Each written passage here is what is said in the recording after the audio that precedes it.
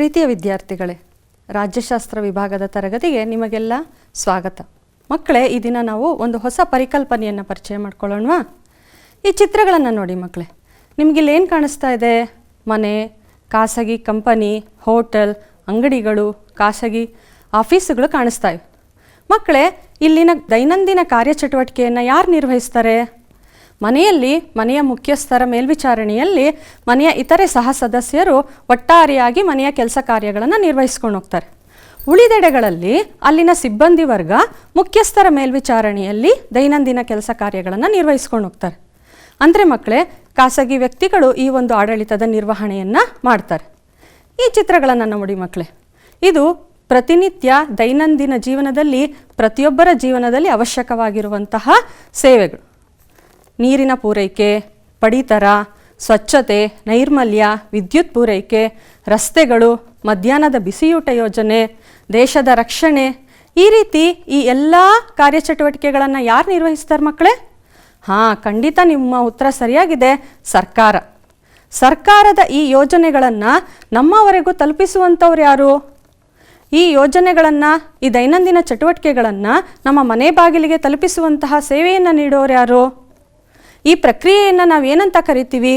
ಈ ಎಲ್ಲ ವಿವರಗಳನ್ನು ಇಂದಿನ ಅಧ್ಯಾಯದಲ್ಲಿ ನಾವು ತಿಳ್ಕೊಳ್ಳೋಣ ಮಕ್ಕಳೇ. ಇಂದಿನ ಅಧ್ಯಾಯ 2ನೇ ಅಧ್ಯಾಯ, ಸಾರ್ವಜನಿಕ ಆಡಳಿತ. ಸಾರ್ವಜನಿಕ ಆಡಳಿತದ ಈ ಅಧ್ಯಾಯದಲ್ಲಿ ಇಂದು ನಾವು ಕಲಿಯಲಿರುವ ಕಲಿಕಾಂಶಗಳನ್ನು ನೋಡೋದಾದರೆ,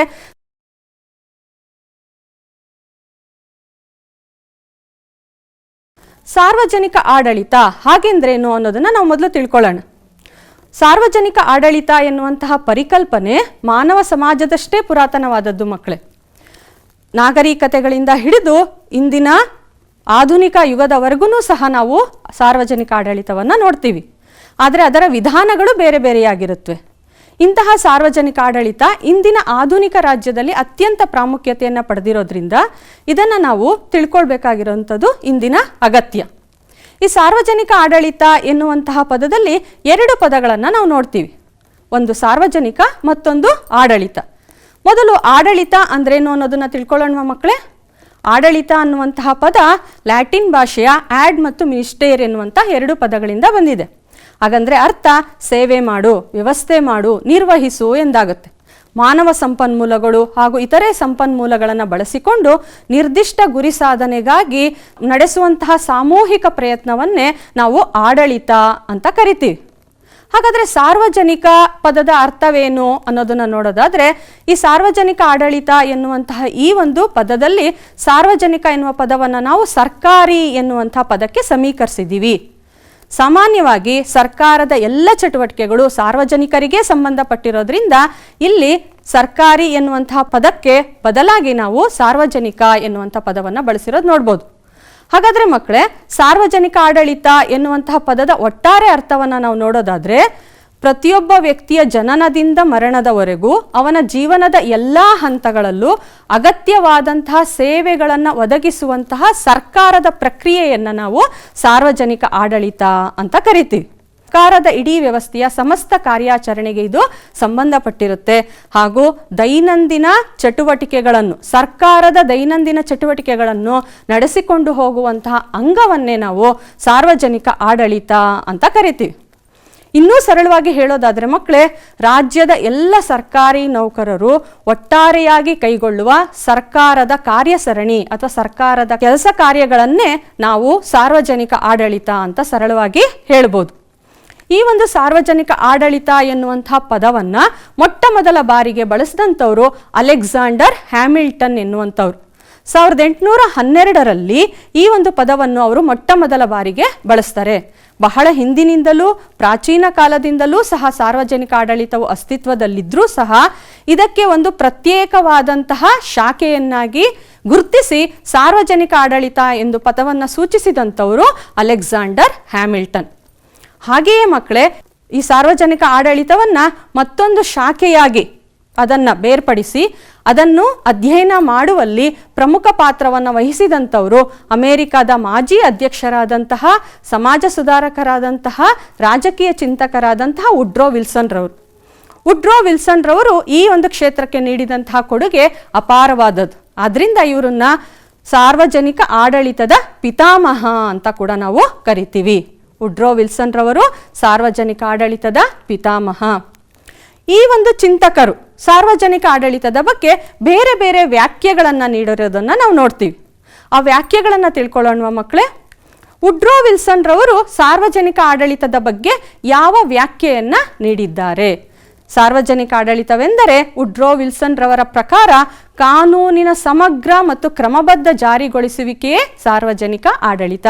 ಅಂದರೆ ಸರ್ಕಾರ ಜಾರಿಗೊಳಿಸುವಂತಹ, ಸರ್ಕಾರ ಜಾರಿಗೆ ತಂದಂತಹ ಯೋಜನೆಗಳು, ನೀತಿ ನಿರೂಪಣೆಗಳನ್ನು ಕ್ರಮಬದ್ಧವಾಗಿ ಜಾರಿಗೊಳಿಸುವುದನ್ನೇ ಸಾರ್ವಜನಿಕ ಆಡಳಿತ ಎಂದು ಕರೆಯುತ್ತಾರೆ ಎಂದು ವುಡ್ರೋ ವಿಲ್ಸನ್ ರವರು ತಿಳಿಸಿದ್ದಾರೆ. ಹಾಗೆಯೇ ಈ ಒಂದು ಕ್ಷೇತ್ರದ ಮತ್ತೊಬ್ಬ ಚಿಂತಕರಾದಂತಹ ಲೂಥರ್ ಗುಲಿಕ್ ರವರು ಸಾರ್ವಜನಿಕ ಆಡಳಿತವು ಸರ್ಕಾರದ ಕಾರ್ಯಗಳನ್ನು ನಿರ್ವಹಿಸುವ ಕಾರ್ಯಾಂಗ ಶಾಖೆಗೆ ಸಂಬಂಧಿಸಿದೆ ಎಂದು ಇದರ ವ್ಯಾಖ್ಯೆಯನ್ನು ನೀಡಿರುತ್ತಾರೆ. ಅಂದರೆ ಇವರ ಪ್ರಕಾರ ಕಾರ್ಯಾಂಗದ ಚಟುವಟಿಕೆಗಳೆಲ್ಲವೂ ಸಾರ್ವಜನಿಕ ಆಡಳಿತ ಅಂತ ಕರೆಯಲ್ಪಡುತ್ತದೆ. ಈ ಸಾರ್ವಜನಿಕ ಆಡಳಿತವು ಇತ್ತೀಚಿನ ದಿನಗಳಲ್ಲಿ ಅತ್ಯಂತ ಪ್ರಮುಖವಾದಂತಹ ಪಾತ್ರವನ್ನು ವಹಿಸಿದೆ. ಯಾಕೆಂತಂದರೆ ಆಧುನಿಕ ರಾಜ್ಯದಲ್ಲಿ ನಾಗರಿಕ ಸಮಾಜ ನಿರ್ಮಾಣ ಮಾಡುವುದು ಸಾರ್ವಜನಿಕ ಆಡಳಿತದ ಕರ್ತವ್ಯ. ಹಾಗೆಯೇ ಕಾಲ ಬದಲಾದಂತೆ ಜನರ ಅಪೇಕ್ಷೆಗಳು ಕೂಡ ಬದಲಾಗ್ತಾ ಇರೋದ್ರಿಂದ ಸಾರ್ವಜನಿಕ ಆಡಳಿತದ ಕಾರ್ಯಭಾರವೂ ಸಹ ಹೆಚ್ಚಾಗ್ತಾ ಇದೆ. ಈ ಒಂದು ಸಾರ್ವಜನಿಕ ಆಡಳಿತವನ್ನು ಇಲ್ಲದಂತಹ ಆಧುನಿಕ ರಾಜ್ಯವನ್ನು ಊಹಿಸ್ಕೊಳ್ಳೋದಕ್ಕೂ ಸಾಧ್ಯ ಇಲ್ಲ. ಆದ್ದರಿಂದ ಆಧುನಿಕ ರಾಜ್ಯವನ್ನು ಆಡಳಿತಾತ್ಮಕ ರಾಜ್ಯ ಅಂತ ನಾವು ಕರಿತೀವಿ. ಇದಕ್ಕೆ ಕಾರಣಗಳೇನು ಅಂತ ಪ್ರಾಮುಖ್ಯತೆಯನ್ನು ನೋಡೋದಾದರೆ, ಮೊದಲನೆಯದಾಗಿ ಸಾರ್ವಜನಿಕ ಆಡಳಿತವು ಸರ್ಕಾರದ ಆಧಾರ ಸ್ತಂಭವಾಗಿದೆ. ಅಂದರೆ ಮಕ್ಕಳೇ, ಕೆಲವೊಮ್ಮೆ ಸರ್ಕಾರವಿಲ್ಲದೆ ಸಾರ್ವಜನಿಕ ಆಡಳಿತವು ಕಾರ್ಯನಿರ್ವಹಿಸಿರೋದನ್ನು ನಾವು ನೋಡ್ತೀವಿ. ಆದರೆ ಸಾರ್ವಜನಿಕ ಆಡಳಿತವಿಲ್ಲದೆ ಸರ್ಕಾರ ಕಾರ್ಯನಿರ್ವಹಿಸುವುದಕ್ಕೆ ಸಾಧ್ಯ ಇಲ್ಲ. ಕೆಲವು ಬಿಕ್ಕಟ್ಟುಗಳ ಸಂದರ್ಭದಲ್ಲಿ ಸಾರ್ವಜನಿಕ ಆಡಳಿತವು ಚುನಾಯಿತ ಸರ್ಕಾರವಿಲ್ಲದೆ ಕಾರ್ಯನಿರ್ವಹಿಸುತ್ತೆ.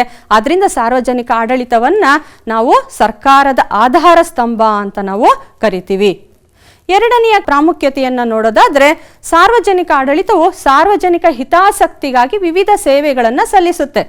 ಮನುಷ್ಯನ ಸರ್ವಾಂಗೀಣ ಅಭಿವೃದ್ಧಿ, ಪಡಿತರವನ್ನು ವಿತರಣೆ ಮಾಡುವಂಥದ್ದು, ಶಾಲೆಗಳನ್ನು ಪ್ರಾರಂಭ ಮಾಡುವಂಥದ್ದು, ಆರೋಗ್ಯ, ಹಾಗೆಯೇ ಉದ್ಯೋಗಾವಕಾಶಗಳನ್ನು ಒದಗಿಸುವಂಥದ್ದು, ಮೂಲಸೌಕರ್ಯಗಳ ಅಭಿವೃದ್ಧಿ, ನ್ಯಾಯ ಪಡೆಯಲು ಸಹಕಾರವನ್ನು ನೀಡುವಂಥದ್ದು ಹಾಗೂ ರಕ್ಷಣೆ ನೀಡುವಂಥದ್ದು, ಈ ಎಲ್ಲ ಸೇವೆಗಳನ್ನು ನಮಗೆ ಒದಗಿಸುವುದು ಸರ್ಕಾರದ ನೀತಿ ನಿಯಮಗಳ ಪ್ರಕಾರ. ಇವೆಲ್ಲ ಸೇವೆಗಳನ್ನು ನಮಗೆ ತಲುಪಿಸುವುದು ಸಾರ್ವಜನಿಕ ಆಡಳಿತ. ಅಷ್ಟೇ ಅಲ್ಲ ಮಕ್ಕಳೇ, ಒಂದು ದೇಶ ಅಭಿವೃದ್ಧಿ ಆಗಬೇಕು ಅಂದರೆ ಅಭಿವೃದ್ಧಿ ಚಟುವಟಿಕೆಗಳು ಸಹಜ.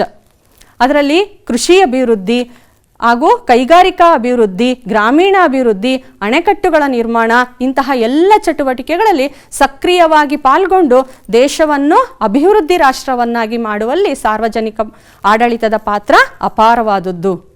ಹಾಗೆಯೇ ಮಕ್ಕಳೇ, ಸಾರ್ವಜನಿಕ ಆಡಳಿತವು ಸರ್ಕಾರ ಜಾರಿಗೆ ತಂದ ಎಲ್ಲ ಕಾನೂನು ನೀತಿಗಳನ್ನು ಅನುಷ್ಠಾನಗೊಳಿಸುತ್ತೆ.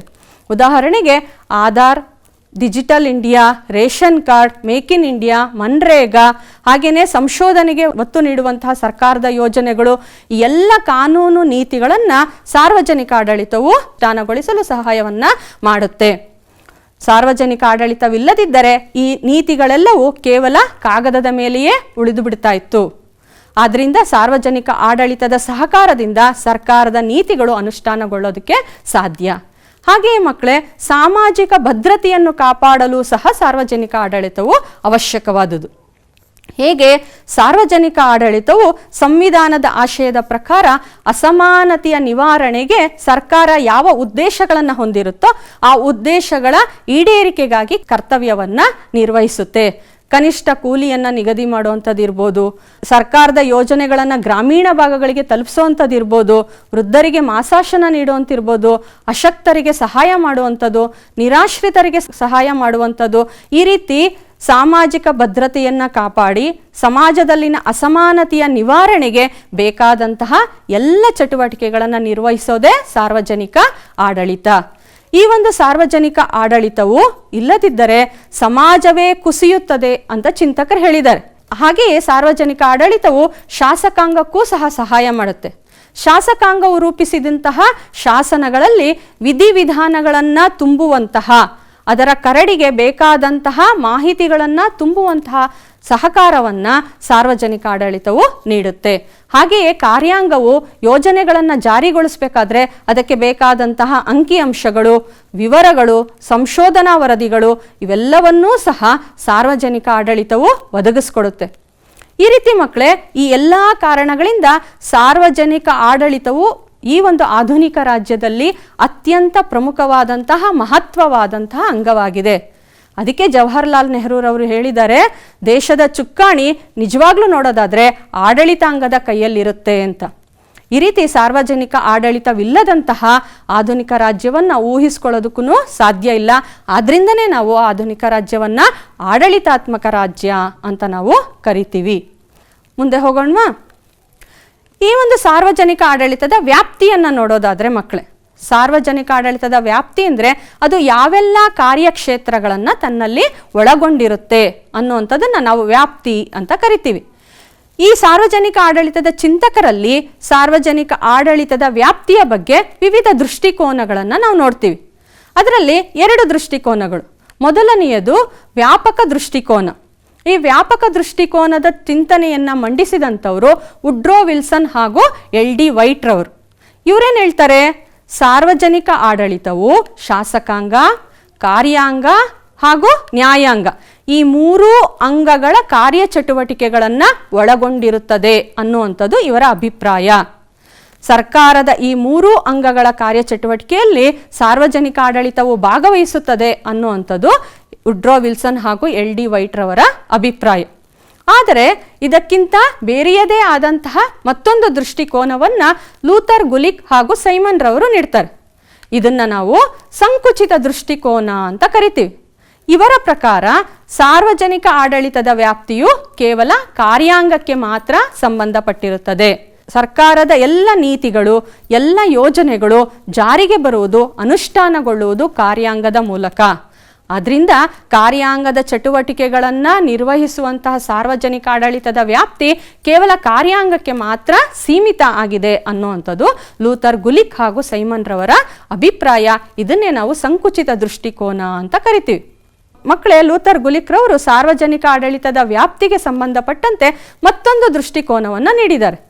ಆ ದೃಷ್ಟಿಕೋನವನ್ನು ನಾವು ಪೋಸ್ಡ್ ಕಾರ್ಬ್ ದೃಷ್ಟಿಕೋನ ಅಂತ ನಾವು ಕರಿತೀವಿ. ಇಲ್ಲಿ ನಾವು ಒಂದು ಇಂಗ್ಲಿಷ್ ಪದವನ್ನು ನೋಡ್ತಾ ಇದ್ದೀವಿ ಅಲ್ವಾ ಮಕ್ಕಳೇ? ಈ ಇಂಗ್ಲಿಷ್ ಪದದಲ್ಲಿರುವಂತಹ ಪ್ರತಿಯೊಂದು ಇಂಗ್ಲಿಷ್ ಅಕ್ಷರವು ಒಂದೊಂದು ಕಾರ್ಯವನ್ನು ಸೂಚಿಸುತ್ತೆ. ಇವುಗಳನ್ನು ಒಟ್ಟುಗೂಡಿಸಿ ಲೂಥರ್ ಗುಲಿಕ್ ರವರು ಸಾರ್ವಜನಿಕ ಆಡಳಿತದ ವ್ಯಾಪ್ತಿಯನ್ನು ಪೋಸ್ಡ್ ಕಾರ್ಬ್ ದೃಷ್ಟಿಕೋನದಿಂದ ನೋಡಿ ಇದರ ವಿವರಗಳನ್ನು ನೀಡಿದ್ದಾರೆ. ಹಾಗಾದರೆ ಏನು ಪೋಸ್ಡ್ ಕಾರ್ಬ್ ಅಂದರೆ ಒಂದೊಂದಾಗಿ ನೋಡೋಣ ಮಕ್ಕಳೇ. ಪಿ ಅಂತಂದರೆ ಪ್ಲಾನಿಂಗ್ ಅಂದರೆ ಯೋಜನೆ, ಓ ಅಂತಂದರೆ ಆರ್ಗನೈಸಿಂಗ್ ಅಥವಾ ಸಂಘಟನೆ, ಹಾಗೆಯೇ ಎಸ್ ಅಂದರೆ ಸ್ಟಾಫಿಂಗ್ ಸಿಬ್ಬಂದಿ ವ್ಯವಸ್ಥೆ, ಹಾಗೇನೇ ಡಿ ಅಂದರೆ ಡೈರೆಕ್ಟಿಂಗ್ ಅಥವಾ ನಿರ್ದೇಶನ, CO ಅಂದರೆ ಸಂಯೋಜನೆ ಅಥವಾ ಕೋಆರ್ಡಿನೇಟಿಂಗ್, ಹಾಗೆಯೇ ಆರ್ ಅಂದರೆ ರಿಪೋರ್ಟಿಂಗ್ ಅಥವಾ ವರದಿ, ಹಾಗೆ ಬಿ ಅಂತಂದರೆ ಆಯವ್ಯಯ ಅಥವಾ ಬಡ್ಜೆಟಿಂಗ್.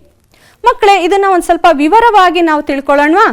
ಈ ಪೋಸ್ಡ್ ಕಾರ್ಬ್ ದೃಷ್ಟಿಕೋನದ ಒಂದು ವಿವರಗಳನ್ನು ನೋಡೋದಾದರೆ, ಮೊದಲನೆಯದಾಗಿ ಸರ್ಕಾರ ಯಾವುದಾದರೂ ಒಂದು ಕಾರ್ಯವನ್ನು ಮಾಡಬೇಕೆಂದು ಅಥವಾ ಯಾವುದಾದರೂ ಒಂದು ಯೋಜನೆಯನ್ನು ನಿರ್ವಹಿಸಲು ಚಿಂತಿಸಿದರೆ ಅದಕ್ಕೆ ಮೊದಲು ಸಾರ್ವಜನಿಕ ಆಡಳಿತದ ಅಥವಾ ಸಾರ್ವಜನಿಕ ಆಡಳಿತ ಅಂಗದ ಅಧಿಕಾರಿಗಳು ಯೋಜನೆಯನ್ನು ರೂಪಿಸ್ಕೊಳ್ಬೇಕಾಗತ್ತೆ.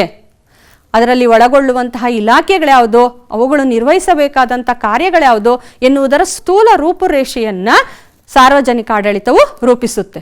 ಹಾಗೇನೇ ನಂತರ ಅದರ ಒಂದು ಸಂಘಟನೆ ನಡೆಸಲಾಗತ್ತೆ. ಅಂದರೆ ಆ ಇಲಾಖೆಗಳಿಗೆ ಅಥವಾ ವಿಭಾಗಗಳಿಗೆ ಕಾರ್ಯಗಳನ್ನು ಹಂಚಲಾಗತ್ತೆ. ಹಾಗೆಯೇ ಈ ಕಾರ್ಯಗಳನ್ನು ನಿರ್ವಹಿಸಲು ಬೇಕಾದಂತಹ ಸಿಬ್ಬಂದಿ ವ್ಯವಸ್ಥೆಯನ್ನು ಮಾಡಿಕೊಳ್ಳಲಾಗತ್ತೆ. ನೇಮಕಾತಿಯ ಮುಖಾಂತರ ಸಿಬ್ಬಂದಿ ವ್ಯವಸ್ಥೆ, ಅವರಿಗೆ ತರಬೇತಿಯನ್ನು ನೀಡುವುದು ಹಾಗೂ ಸೇವಾ ನಿಯಮಗಳನ್ನು ರೂಪಿಸುವುದನ್ನು ನಾವು ಸಿಬ್ಬಂದಿ ವ್ಯವಸ್ಥೆಯಲ್ಲಿ ನೋಡ್ತೀವಿ. ಹಾಗೆಯೇ ಈ ಒಂದು ಯೋಜನೆ, ಆ ಯೋಜನೆಯ ಮೇಲ್ವಿಚಾರಣೆಯನ್ನು ವಹಿಸಿರುವಂತಹ ಇಲಾಖಾ ಮುಖ್ಯಸ್ಥರು ಇದರ ಬಗ್ಗೆ ನಿರ್ದೇಶನಗಳನ್ನು ಎಲ್ಲ ಇಲಾಖೆಗಳ ಮುಖ್ಯಸ್ಥರಿಗೆ ನೀಡ್ತಾರೆ. ಹಾಗೆಯೇ ಇಲಾಖೆಗಳ ನಡುವೆ ಇರುವಂತಹ ಘರ್ಷಣೆ ಹಾಗೂ ಭಿನ್ನಾಭಿಪ್ರಾಯಗಳನ್ನು ನಿವಾರಿಸಿ ಸಂಯೋಜನೆಯನ್ನು ಮಾಡಲಾಗತ್ತೆ. ಮತ್ತು ಈ ಒಂದು ಯೋಜನೆಯ ವರದಿಯನ್ನು ಅಧೀನ ಅಧಿಕಾರಿಗಳು ಉನ್ನತ ಅಧಿಕಾರಿಗಳಿಗೆ ನೀಡಿದ್ರೆ ಆ ಒಂದು ವರದಿಯನ್ನು ಶಾಸಕಾಂಗದಲ್ಲಿ ಹಿರಿಯ ಅಧಿಕಾರಿಗಳು ಸೂಕ್ತ ದಾಖಲೆಗಳೊಂದಿಗೆ ಸಂಶೋಧನಾ ವರದಿಗಳೊಂದಿಗೆ ಮಂಡಿಸ್ತಾರೆ. ಇದನ್ನೇ ನಾವು ರಿಪೋರ್ಟಿಂಗ್ ಅಥವಾ ವರದಿ ಅಂತ ನಾವು ಕರಿತೀವಿ. ಈ ಎಲ್ಲ ಕಾರ್ಯಚಟುವಟಿಕೆಗಳನ್ನು ನಿರ್ವಹಿಸೋದಕ್ಕೆ ಅಗತ್ಯವಾಗಿರುವಂತಹ ಹಣಕಾಸಿನ ನಿರ್ವಹಣೆ, ಆಯವ್ಯಯವನ್ನು ಸಹ ಸಾರ್ವಜನಿಕ ಆಡಳಿತವು ನಿರ್ವಹಿಸುತ್ತೆ. ಆದ್ದರಿಂದ ಲೂಥರ್ ಗುಲಿಕ್ ರವರ ಪ್ರಕಾರ ಈ ಎಲ್ಲ ಚಟುವಟಿಕೆಗಳನ್ನು ಸಾರ್ವಜನಿಕ ಆಡಳಿತವು ನಿರ್ವಹಿಸುವುದರಿಂದ ಸಾರ್ವಜನಿಕ ಆಡಳಿತದ ವ್ಯಾಪ್ತಿಯನ್ನು ಪೋಸ್ಡ್ ಕಾರ್ಪ್ ಎನ್ನುವಂತಹ ದೃಷ್ಟಿಕೋನದಿಂದ ಅವರು ಮಂಡಿಸಿದ್ದಾರೆ.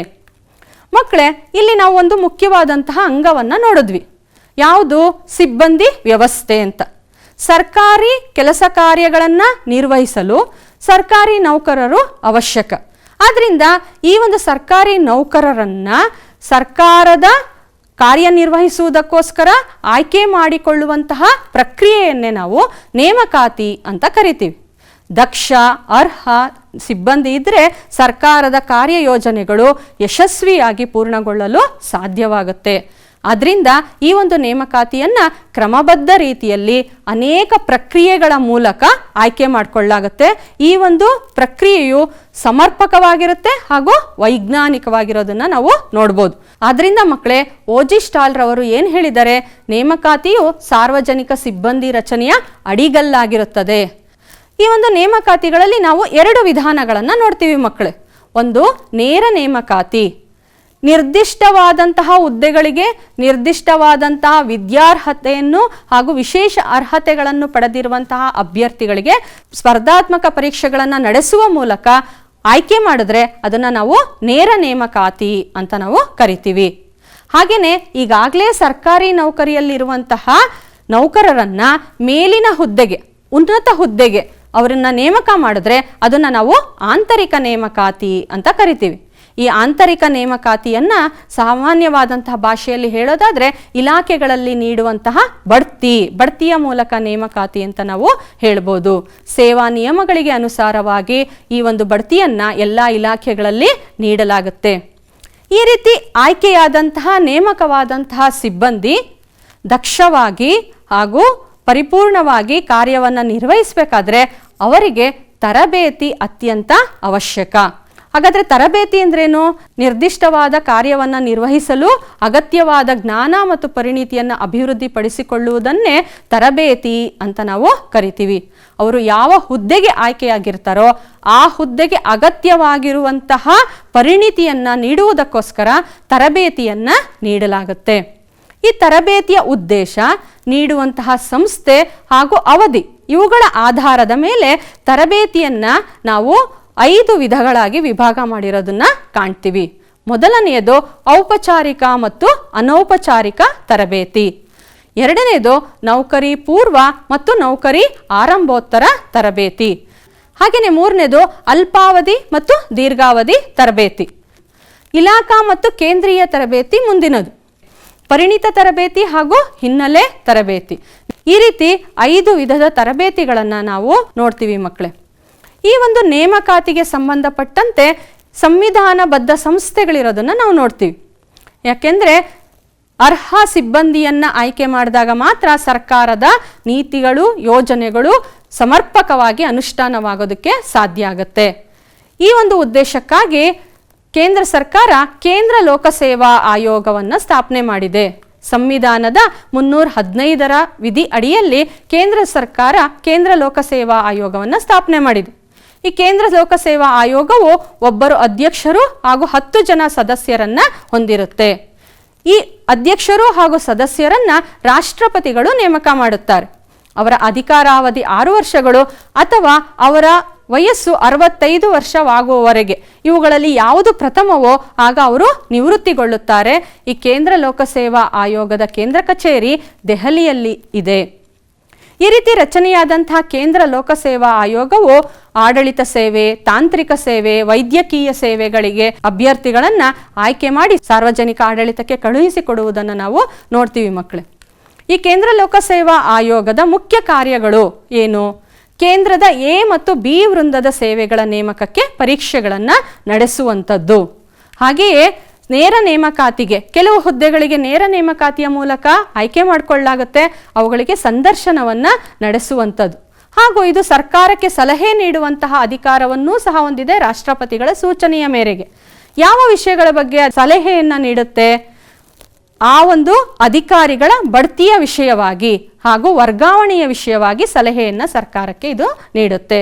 ಹಾಗೆಯೇ ಅಧಿಕಾರಿಗಳು ಅನುಚಿತ ವರ್ತನೆಯನ್ನು ತೋರಿಸಿದ್ರೆ ಶಿಸ್ತು ಕ್ರಮ ತೆಗೆದುಕೊಳ್ಳುವ ಬಗ್ಗೆಯೂ ಸಹ ಇದು ಸರ್ಕಾರಕ್ಕೆ ಸೂಚನೆಗಳನ್ನು ಸಲಹೆಗಳನ್ನು ನೀಡುವುದನ್ನು ನಾವು ಕಾಣ್ತೀವಿ.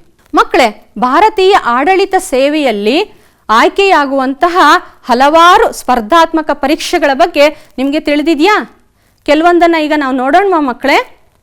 ಭಾರತೀಯ ಆಡಳಿತ ಸೇವೆ ಅಥವಾ IAS, ಇಂಡಿಯನ್ ಅಡ್ಮಿನಿಸ್ಟ್ರೇಟಿವ್ ಸರ್ವಿಸ್, ಭಾರತೀಯ ಪೊಲೀಸ್ ಸೇವೆ IPS, ಹಾಗೆ ಭಾರತೀಯ ವಿದೇಶಿ ಸೇವೆ IFS, ಭಾರತೀಯ ಕಂದಾಯ ಸೇವೆ IRS, ಹಾಗೆಯೇ ಭಾರತೀಯ ಲೆಕ್ಕ ಮತ್ತು ಪರಿಶೋಧನಾ ಸೇವೆ IAAS.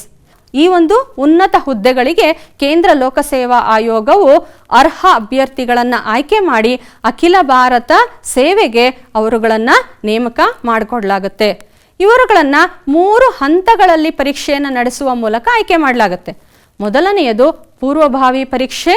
ಪೂರ್ವಭಾವಿ ಪರೀಕ್ಷೆಯಲ್ಲಿ ಉತ್ತೀರ್ಣರಾದಂಥವರನ್ನು ಮುಖ್ಯ ಪರೀಕ್ಷೆಗೆ ಆಯ್ಕೆ ಮಾಡಲಾಗುತ್ತೆ. ಮುಖ್ಯ ಪರೀಕ್ಷೆಯಲ್ಲಿ ಆಯ್ಕೆಯಾದಂಥವರನ್ನು ವ್ಯಕ್ತಿತ್ವ ಪರೀಕ್ಷೆಯನ್ನು ಮಾಡುವುದರ ಮೂಲಕ ಈ ಹುದ್ದೆಗಳಿಗೆ ಆಯ್ಕೆ ಮಾಡಲಾಗುತ್ತೆ. ಯಾವ ರೀತಿ ಕೇಂದ್ರ ಸರ್ಕಾರ ಕೇಂದ್ರ ಲೋಕಸೇವಾ ಆಯೋಗದ ಮೂಲಕ ಅಭ್ಯರ್ಥಿಗಳನ್ನು ನೇಮಕ ಮಾಡುತ್ತೋ ಹಾಗೆಯೇ ಎಲ್ಲ ರಾಜ್ಯಗಳು ಲೋಕಸೇವಾ ಆಯೋಗವನ್ನು ಹೊಂದಿವೆ. ಅದರಲ್ಲಿ ನಮ್ಮ ಕರ್ನಾಟಕವೂ ಸಹ ರಾಜ್ಯ ಲೋಕಸೇವಾ ಆಯೋಗವನ್ನು ಹೊಂದಿದೆ. ಕರ್ನಾಟಕ ರಾಜ್ಯ ಲೋಕಸೇವಾ ಆಯೋಗವು 18/5/1951 ಸ್ಥಾಪನೆಯಾಯಿತು. ಇದು ಒಬ್ಬ ಅಧ್ಯಕ್ಷರು ಹಾಗೂ 9 ಜನ ಸದಸ್ಯರನ್ನು ಹೊಂದಿರುತ್ತೆ. ಇವರುಗಳನ್ನು ರಾಜ್ಯಪಾಲರು ನೇಮಕ ಮಾಡುತ್ತಾರೆ ಹಾಗೂ ಇವರುಗಳು 6 ವರ್ಷಗಳ ಅವಧಿಗೆ ಅಥವಾ 62 ವರ್ಷ ವಯಸ್ಸಾಗುವವರೆಗೆ ಇವುಗಳಲ್ಲಿ ಯಾವುದು ಮೊದಲೋ ಆ ಅವಧಿಗೆ ಆಯ್ಕೆ ಆಗುತ್ತಾರೆ. ಹಾಗೆಯೇ ಕರ್ನಾಟಕ ಲೋಕಸೇವಾ ಆಯೋಗದ ಕೇಂದ್ರ ಕಚೇರಿ ಬೆಂಗಳೂರಿನಲ್ಲಿರುವಂಥದ್ದನ್ನು ನಾವು ನೋಡ್ತೀವಿ ಮಕ್ಕಳೇ. ಕರ್ನಾಟಕ ರಾಜ್ಯ ಲೋಕಸೇವಾ ಆಯೋಗವು 4 ಪ್ರಾಂತೀಯ ಕಚೇರಿಗಳನ್ನು ಹೊಂದಿದ್ದು ಮೈಸೂರು, ಬೆಳಗಾವಿ, ಕಲಬುರಗಿ ಹಾಗೂ ಶಿವಮೊಗ್ಗಗಳಲ್ಲಿ ಇದು ಪ್ರಾಂತೀಯ ಕಚೇರಿಗಳನ್ನು ಹೊಂದಿದೆ. ಹೇಗೆ ಕೇಂದ್ರ ಲೋಕಸೇವಾ ಆಯೋಗವು ಅಖಿಲ ಭಾರತ ಸೇವೆಗೆ ಅಧಿಕಾರಿಗಳನ್ನು ಆಯ್ಕೆ ಮಾಡುತ್ತೋ ಹಾಗೆ ಕರ್ನಾಟಕ ರಾಜ್ಯ ಲೋಕಸೇವಾ ಆಯೋಗವೂ ಸಹ ಕರ್ನಾಟಕ ಆಡಳಿತ ಸೇವೆಗೆ ಅಧಿಕಾರಿಗಳನ್ನು ಆಯ್ಕೆ ಮಾಡುವಂತಹ ಜವಾಬ್ದಾರಿಯನ್ನು ಹೊಂದಿದೆ. ಇದು ರಾಜ್ಯದ A ಮತ್ತು B ವೃಂದದ ಸೇವೆಗಳ ನೇಮಕಕ್ಕೆ ಪರೀಕ್ಷೆಗಳನ್ನು ನಡೆಸುತ್ತೆ. ಹಾಗೆಯೇ ನೇರ ನೇಮಕಾತಿಗೆ ಸಂದರ್ಶನಗಳನ್ನು ನಡೆಸುತ್ತೆ. ಇದು ಕೂಡ ಸರ್ಕಾರಕ್ಕೆ ಸಲಹೆ ನೀಡುತ್ತೆ. ಹಾಗೆಯೇ ಇಲಾಖಾ ಪರೀಕ್ಷೆಗಳನ್ನು ನಡೆಸುತ್ತೆ.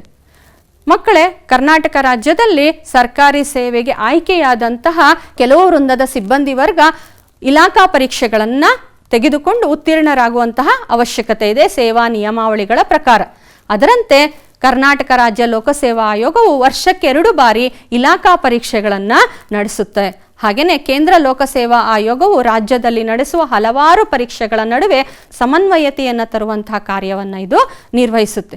ಈ ರೀತಿ ಮಕ್ಕಳೇ, ಸಾರ್ವಜನಿಕ ಆಡಳಿತದ ಯಶಸ್ಸಿಗೆ ಅಗತ್ಯವಾಗಿರುವಂತಹ ದಕ್ಷ ಸಿಬ್ಬಂದಿಯನ್ನು ನೇಮಕ ಮಾಡುವಲ್ಲಿ ಕೇಂದ್ರ ಲೋಕಸೇವಾ ಆಯೋಗ ಹಾಗೂ ರಾಜ್ಯ ಲೋಕಸೇವಾ ಆಯೋಗಗಳು ಕಾರ್ಯನಿರ್ವಹಿಸುವುದನ್ನು ನಾವು ನೋಡ್ತೀವಿ. ಮಕ್ಕಳೇ, ಕೇಂದ್ರ ಸಚಿವಾಲಯ ಹಾಗೂ ರಾಜ್ಯ ಸಚಿವಾಲಯದ ಬಗ್ಗೆ ನಾವು ಈಗ ವಿವರಗಳನ್ನು ತಿಳ್ಕೊಳ್ಳೋಣ. ಸಾರ್ವಜನಿಕ ಆಡಳಿತಕ್ಕೆ ಸಂಬಂಧಪಟ್ಟಂತೆ ಕೇಂದ್ರ ಸರ್ಕಾರದಲ್ಲಿಯೂ ಸಹ ಆಡಳಿತದ ಸುಗಮ ನಿರ್ವಹಣೆಗಾಗಿ ಅನೇಕ ಖಾತೆಗಳನ್ನು ಸೃಷ್ಟಿಸಲಾಗಿ ಅವುಗಳಿಗೆ ಮಂತ್ರಿಗಳನ್ನು ಮುಖ್ಯಸ್ಥರನ್ನಾಗಿ ನೇಮಿಸಲಾಗಿರುತ್ತೆ. ಹಾಗೂ ಆ ಖಾತೆಗಳು ತಮ್ಮ ಅಧೀನದಲ್ಲಿ ಹಲವು ಇಲಾಖೆಗಳನ್ನು ಹೊಂದಿರುತ್ತೆ. ಈ ಖಾತೆಗಳು ಹಾಗೂ ಇಲಾಖೆಗಳ ಮಿಶ್ರಣವನ್ನೇ ನಾವು ಸಚಿವಾಲಯ ಅಂತ ಕರಿತೀವಿ. ಇದು ನಾವು ಕೇಂದ್ರ ಸರ್ಕಾರದಲ್ಲೂ ಹಾಗೆಯೇ ರಾಜ್ಯ ಸರ್ಕಾರದಲ್ಲೂ ಸಹ ನಾವು ಈ ಸಚಿವಾಲಯವನ್ನು ನಾವು ಕಾಣ್ತೀವಿ. ಸಚಿವಾಲಯದಲ್ಲಿ ಮಂತ್ರಿಗಳು ರಾಜಕೀಯ ಮುಖ್ಯಸ್ಥರಾಗಿರ್ತಾರೆ. ಹಾಗೆ ಕಾರ್ಯದರ್ಶಿಗಳು ಆಡಳಿತಾತ್ಮಕ ಮುಖ್ಯಸ್ಥರನ್ನಾಗಿ ಈ ಒಂದು ಸಚಿವಾಲಯಗಳು ಹೊಂದಿರುತ್ತೆ. ಉದಾಹರಣೆಗೆ ಗೃಹ, ಕೃಷಿ, ಹಣಕಾಸು ಇತ್ಯಾದಿ ಖಾತೆಗಳನ್ನು ನಾವು ನೋಡ್ಬೋದು. ಇವಾಗ ಉದಾಹರಣೆಗೆ ಕೇಂದ್ರ ಗೃಹ ಖಾತೆಯು ಕೇಂದ್ರ ಗೃಹ ಮಂತ್ರಿಯವರ ಅಧೀನದಲ್ಲಿದ್ದರೆ ಅಲ್ಲಿನ ಸಚಿವಾಲಯವು ಭಾರತೀಯ ಆಡಳಿತ ಸೇವೆಯ ಉನ್ನತ ಅಧಿಕಾರಿಗಳು ಅಲ್ಲಿನ ಪ್ರಧಾನ ಕಾರ್ಯದರ್ಶಿಯಾಗಿರೋದನ್ನು ನಾವು ನೋಡ್ತೀವಿ. ಮಕ್ಕಳೇ, ಸಚಿವಾಲಯದ ಶ್ರೇಣಿ ವ್ಯವಸ್ಥೆಯನ್ನ ನೋಡೋಣ. ಪ್ರಧಾನ ಕಾರ್ಯದರ್ಶಿಯವರಿಗೆ ಆಡಳಿತದಲ್ಲಿ ಸಹಕರಿಸಲು ಈ ರೀತಿಯಾದಂತಹ ಅಧಿಕಾರಿಗಳ ಶ್ರೇಣಿ ವ್ಯವಸ್ಥೆ ಇರುತ್ತೆ. ಮಕ್ಕಳೇ, ಈ ಸಚಿವಾಲಯದ ಕಾರ್ಯಗಳೇನು? ಇದರ ಕಾರ್ಯಗಳನ್ನು ನೋಡೋದಾದ್ರೆ, ಸರ್ಕಾರಕ್ಕೆ ಅದರ ಗುರಿ ಸಾಧನೆಗೆ ಸಹಾಯ ಮಾಡುವಂತಹ ಪ್ರಮುಖವಾದಂತಹ ಕರ್ತವ್ಯವನ್ನ ಸಚಿವಾಲಯ ನಿರ್ವಹಿಸುತ್ತೆ. ಸರ್ಕಾರಕ್ಕೆ ಸಲಹೆ ನೀಡುವಂತಹ ತಜ್ಞರ ಮಂಡಳಿಯಾಗಿಯೂ ಸಹ ಇದು ಕಾರ್ಯವನ್ನ ನಿರ್ವಹಿಸುತ್ತೆ. ಆಡಳಿತದ ವಿಧಿವಿಧಾನಗಳನ್ನು ಇದು ತಯಾರಿಸುತ್ತೆ ಮಕ್ಕಳೇ. ಹಾಗೆಯೇ ಪ್ರತಿ ವರ್ಷ ಮಂಡಿಸುವಂತಹ ಆಯವ್ಯಯದ ಅಂದಾಜು ಪಟ್ಟಿಯನ್ನ ಇದು ಸಿದ್ಧಪಡಿಸುತ್ತೆ. ಅಂದಾಜು ಪಟ್ಟಿಗೆ ಬೇಕಾದಂತಹ ಮಾಹಿತಿಗಳು, ಅಂಕಿಅಂಶಗಳನ್ನು ಒದಗಿಸುವ ಮೂಲಕ ಆಯವ್ಯಯ ಪಟ್ಟಿಯನ್ನು ಸಿದ್ಧಪಡಿಸಲು ಇದು ಹಣಕಾಸು ಇಲಾಖೆಗೆ ಸಹಾಯವನ್ನ ಮಾಡುತ್ತೆ. ಹಾಗೆಯೇ ಶಾಸನದ ಕರಡು ಪ್ರತಿಗೆ ಬೇಕಾದಂತಹ ವಿವರಗಳನ್ನು ತುಂಬುವುದನ್ನೂ ಸಹ ಸಚಿವಾಲಯ ಮಾಡುತ್ತೆ. ಆದ್ರಿಂದನೇ ಆಡಳಿತದಲ್ಲಿ ಸಮನ್ವಯತೆ ತರಲು ಸಾಧ್ಯ. ಅದರಿಂದ ಸಚಿವಾಲಯವನ್ನು ನಾವು ನೀತಿಗಳನ್ನು ರೂಪಿಸುವಂತಹ ಬೌದ್ಧಿಕ ಕೇಂದ್ರ ಅಂತ ನಾವು ಕರಿಬೋದಾಗಿದೆ. ಈ ಎಲ್ಲ ಸಾರ್ವಜನಿಕ ಆಡಳಿತದ ಚಟುವಟಿಕೆಗಳಿಂದ ಸರ್ಕಾರದ ನೀತಿಗಳು, ಯೋಜನೆಗಳು ಸಮರ್ಪಕವಾಗಿ ಅನುಷ್ಠಾನ ಆಗುತ್ತವೆ ಮಕ್ಕಳೇ. ಆದರೆ ಒಂದು ರಾಜ್ಯ ನೆಮ್ಮದಿಯಿಂದ ಇರಬೇಕಂದ್ರೆ ಅಲ್ಲಿನ ಕಾನೂನು ಮತ್ತು ಸುವ್ಯವಸ್ಥೆ ಅತ್ಯಂತ ಪ್ರಮುಖವಾದದ್ದು. ಈ ಕಾನೂನು ಮತ್ತು ಸುವ್ಯವಸ್ಥೆಯ ಜವಾಬ್ದಾರಿಯೂ ಸಹ ಸರ್ಕಾರಕ್ಕೆ ಸೇರಿದ್ದು. ಸರ್ವರ ಸಂರಕ್ಷಣೆಗೆ ಕಾನೂನಿನ ಆಡಳಿತ ಅಗತ್ಯ. ಕೇಂದ್ರ ಸರ್ಕಾರವೂ ಸಹ ಸಾರ್ವಜನಿಕ ಭದ್ರತೆಯನ್ನು ಒದಗಿಸುವಂತಹ ಜವಾಬ್ದಾರಿಯನ್ನ ಹೊಂದಿದೆ. ಕೇಂದ್ರ ಗೃಹ ಮಂತ್ರಾಲಯವು ಸಾರ್ವಜನಿಕ ಭದ್ರತೆಯನ್ನು ಒದಗಿಸುವಂತಹ ಜವಾಬ್ದಾರಿಯನ್ನ ಹೊಂದಿದೆ. ಅದಕ್ಕಾಗಿ ಇದು ಹಲವಾರು ಅರೆಸೈನಿಕ ಪಡೆಗಳನ್ನು ಹೊಂದಿದೆ. ಆ ಅರೆಸೈನಿಕ ಪಡೆಗಳು ಯಾವುದು ಅನ್ನೋದನ್ನ ನೋಡೋಣವಾ? ಅವುಗಳೆಂದರೆ ಕೇಂದ್ರ ಮೀಸಲು ಪೊಲೀಸ್ ಪಡೆ, ಎರಡನೆಯದು ಗಡಿ ಭದ್ರತಾ ಪಡೆ, ಮೂರನೆಯದು ರೈಲ್ವೆ ರಕ್ಷಣಾ ಪಡೆ ಹಾಗೂ ಕೇಂದ್ರೀಯ ಉದ್ದಿಮೆ ಸಂರಕ್ಷಣಾ ಪಡೆ.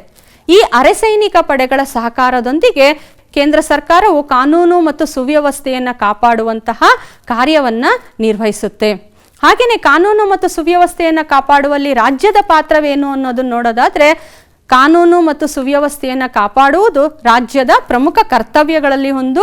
ಇದಕ್ಕಾಗಿ ರಾಜ್ಯವು ಪೊಲೀಸ್ ಸಂಘಟನೆಯನ್ನ ಹೊಂದಿರುತ್ತದೆ. ರಾಜ್ಯಗಳಲ್ಲಿ ಪೊಲೀಸ್ ಇಲಾಖೆಯು ಗೃಹ ಮಂತ್ರಿಯವರ ಅಧೀನದಲ್ಲಿರುತ್ತದೆ. ಹಾಗೆಯೇ ಗೃಹ ಇಲಾಖೆಯ ಕಾರ್ಯದರ್ಶಿಯು ಆಡಳಿತಾತ್ಮಕ ಮುಖ್ಯಸ್ಥರಾಗಿರ್ತಾರೆ. ಗೃಹ ಇಲಾಖೆಯು ಪೊಲೀಸ್ ಆಡಳಿತದ ಮೇಲ್ವಿಚಾರಣೆ ಹಾಗೂ ಸಂಯೋಜನೆಯ ಕಾರ್ಯವನ್ನ ನಿರ್ವಹಿಸುತ್ತೆ. ಮಕ್ಕಳೇ, ನೀವು ಸಹ ನಿರ್ದಿಷ್ಟವಾದಂತಹ ವಿದ್ಯಾಭ್ಯಾಸವನ್ನು ಪಡೆದ ನಂತರ ಸ್ಪರ್ಧಾತ್ಮಕ ಪರೀಕ್ಷೆಗಳನ್ನು ತೆಗೆದುಕೊಂಡು ಅವುಗಳಲ್ಲಿ ಉತ್ತೀರ್ಣರಾಗಿ ಸರ್ಕಾರದಲ್ಲಿ ಉನ್ನತ ಅಧಿಕಾರಿಗಳಾಗುವಂತಹ ಗುರಿಯನ್ನ ಹೊಂದಿರಲ್ವಾ ಮಕ್ಕಳೇ? ಈಗ ಸಾರಾಂಶವನ್ನು ನೋಡೋಣ ಮಕ್ಕಳೇ.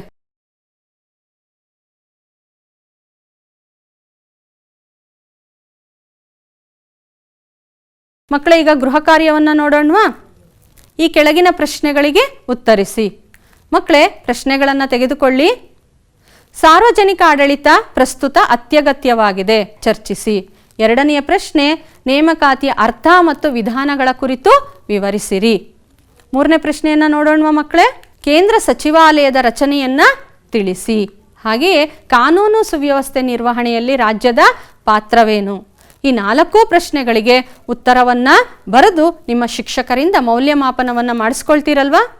ಈ ಒಂದು ಚಟುವಟಿಕೆಯನ್ನ ಮಾಡಿ ಮಕ್ಕಳೇ. ಕಾನೂನು ಸುವ್ಯವಸ್ಥೆ ನಿರ್ವಹಣೆಯಲ್ಲಿ ಪೊಲೀಸ್ ಇಲಾಖೆಯ ಪಾತ್ರದ ಕುರಿತಂತೆ ನಿಮ್ಮ ಮನೆಯ ಹಿರಿಯರೊಂದಿಗೆ ಚರ್ಚಿಸ್ತೀರಲ್ವಾ ಮಕ್ಕಳೇ? ಸಾರ್ವಜನಿಕ ಆಡಳಿತವು ಅತ್ಯಂತ ಪ್ರಮುಖವಾದಂತಹ ಅಂಗವಾಗಿದೆ. ಇದರ ಬಗ್ಗೆ ನಾವು ಇಂದಿನ ತರಗತಿಯಲ್ಲಿ ವಿವರಗಳನ್ನು ತಿಳ್ಕೊಂಡ್ವಿ. ಧನ್ಯವಾದಗಳು ಮಕ್ಕಳೇ.